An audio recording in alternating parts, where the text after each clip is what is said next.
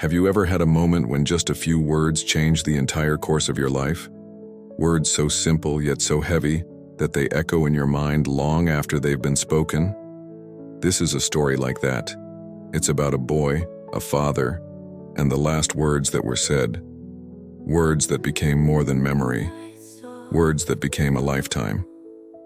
Michael grew up in a small town in Indiana, where the winters were long and the summers were sticky and bright. His father, James, was a mechanic who spent most of his days in a garage just down the street. Grease on his hands, sweat on his forehead, but always a smile when he came home. His mother was gentle, quiet, and worked part-time at the library. Together, they lived a modest life. Nothing fancy, nothing extraordinary to the outside world. But inside their little house, there was love. Stubborn love, sometimes silent, sometimes loud, but always present. Michael was the kind of boy who dreamed bigger than his surroundings. He'd sit on the roof at night, staring at the stars, imagining himself somewhere far away. Maybe a writer, maybe an entrepreneur, maybe just someone who made a difference. But his father? His father was grounded, steady, like a tree rooted deep into the soil. He didn't talk much about dreams. He talked about responsibility, about doing what you have to do, about being reliable. To Michael, those talks sometimes felt heavy, almost suffocating. He didn't always understand that love often disguises itself in the form of expectation. When Michael turned 16, arguments started to fill the house. Small disagreements about grades turned into big fights about the future. His father wanted him to learn the trade, to help out in the garage, to prepare for a simple but steady life. Michael, on the other hand, wanted something else, something undefined but calling to him. He wanted more than engines and tools. He wanted freedom, expression, maybe even greatness. And so, distance grew between father and son, though neither admitted it outright. One night, after another argument about college applications, Michael stormed out of the house. He slammed the door so hard the picture frames rattled. He walked down the street, fists clenched, replaying every word in his head. His father had told him he was being reckless, unrealistic, irresponsible. And Michael, with a mix of anger and hurt, had thrown back words he never thought he'd say. "Maybe I don't want to be anything like you." It was a sentence that hung heavy in the air like smoke that refused to clear. His father didn't answer, just looked at him with eyes that carried a pain Michael was too young to understand. The days passed. Tension remained, sharp and cold.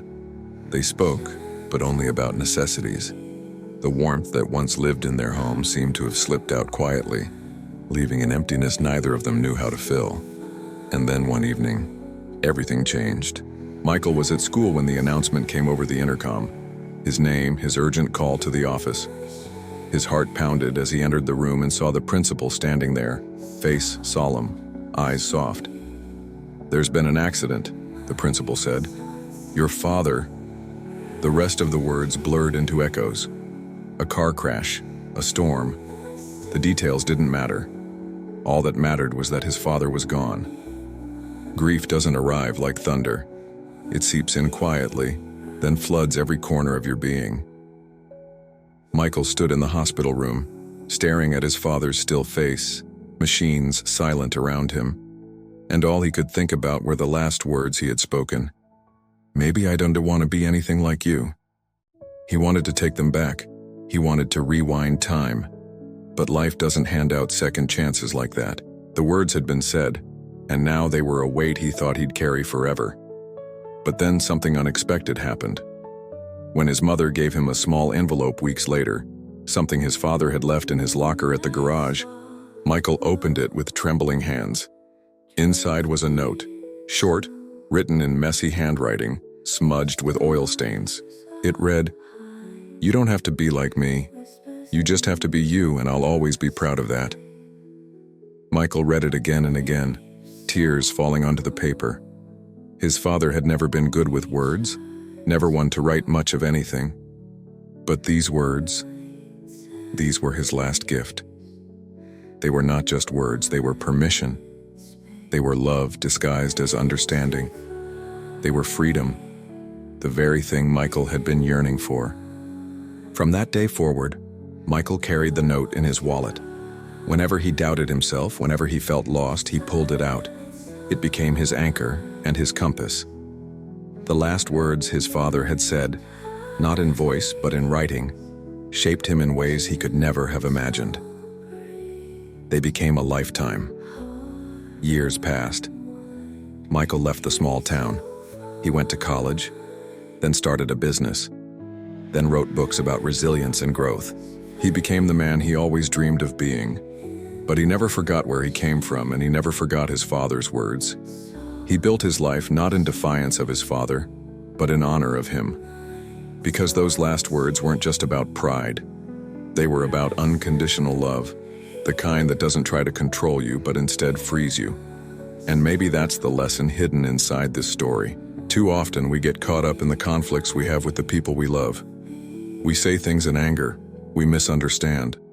We take for granted the very presence of those who matter most. We forget that time is fragile, that the chance to make things right isn't endless.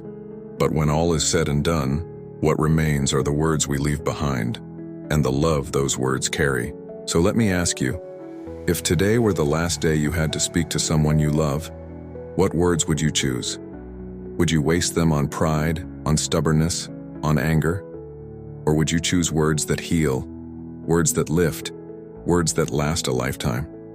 Michael's story reminds us that it's never too late to love more deeply, to forgive more quickly, to speak more gently.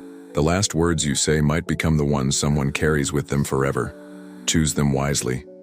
Because in the end, words aren't just sounds, they're seeds.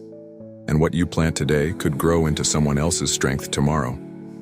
So tonight, before you close your eyes, think about the people who matter most. Think about the words they would remember if tomorrow never came. Then, make sure those words are the kind that carry love. Because love, spoken or unspoken, is the only thing that lasts a lifetime.